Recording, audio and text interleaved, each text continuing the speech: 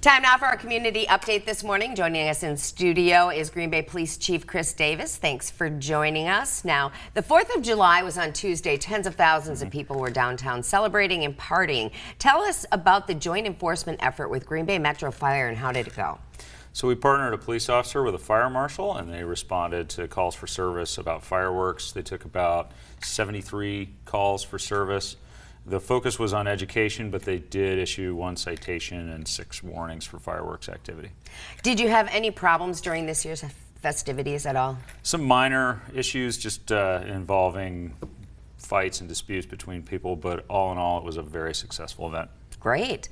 Now, tell us about, we had a problem with auto thefts earlier this year. What are you seeing now? We still have a problem with auto thefts. It's mostly Kias and Hyundais. And we've done a lot of work in our investigations division to focus on a specific group of individuals, mostly juveniles, that we know are responsible for a large number of these.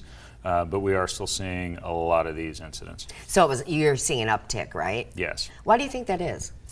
I think that some of it is just, it's a trend that's gone viral on social media, and then, it's summertime, so kids need something to do. It's a good time to encourage parents to know where your kids are, make sure they're home by curfew at 10 o'clock and know what they're doing. How can people protect themselves? If it's possible to park your car in a garage, that helps. Doesn't work for all of us. There's a steering wheel lock that you can get, or Hyundai and Kia have a software update that your car dealership can help you with. Tell us about the plans for an Office of Violence Prevention. What is its purpose and why is it needed? So the OVP is a violence prevention effort that tries to match people at risk of gun violence in the community with resources to get them out of that life, and also can go out in crisis situations with violence interrupters and de-escalate tension between groups that can lead to gun violence. Is it working? Well, we haven't started it yet. We're looking for a director for the office. That's actually based out of the Economic Development Department within the city, but the search is underway right now for a director, and then once we have that person in place, we can build the rest of that program. Why is it needed? We have enough of a problem with not just gun violence, but all of the risk factors that surround it in this community. And this is an approach that, when it's done right and when it's very carefully planned, has shown really good results in other places.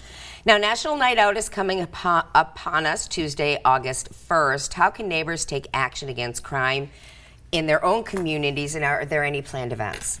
So National Night Out really is a great opportunity to do something that hopefully people do all year round, and that's get to know your neighbors. That's the #1 thing that you can do to prevent crime in your neighborhood, is know your neighbors and talk to each other about issues in the neighborhood.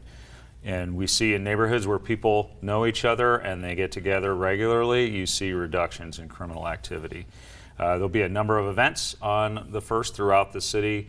If you're interested in one, just contact your local neighborhood association, and Green Bay police officers will show up to as many of those as we can. Obviously, there's lots of them and not a whole lot of us, so we'll do our best. All right. Thank you so much for joining us today. I appreciate it. Absolutely. Thank you.